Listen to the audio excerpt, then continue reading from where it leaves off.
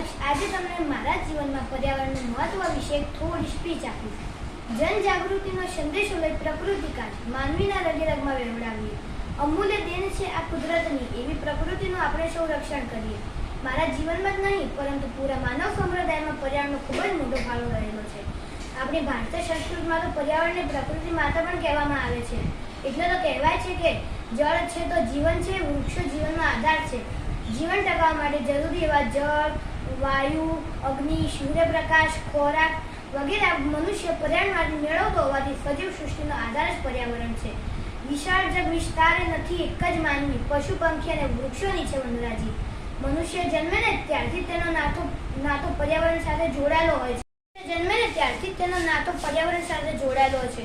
મનુષ્યનું શરીર અગ્નિ, જળ, વાયુ, સૂર્યપ્રકાશ અને ખોરાક એમ 5 તત્વોનું બનેલું હોય છે. જીવનની શરૂઆતથી અંત સુધી માનવી દરેક તબક્કે પર્યાવરણનો ઉપયોગ તો કરતો જ આવ્યો છે. વૃક્ષો આપણને પ્રાણવાયુ આપે છે, વરસાદ લાવવામાં મદદ કરે છે, રણને આગળ વધતું અટકાવે છે, ફળ ફૂલો આપે છે. એટલે તો મારા જીવનમાં પર્યાવરણનો ખૂબ જ મોટો ફાળો રહેલો છે. શેરી શેરી કરો પુકાર, पर्यावरण बचावी करो जीवन नो उद्धार. नहरों से डर कर नौका पार नहीं होती, कोशिश करने वालों की कभी हार नहीं होती.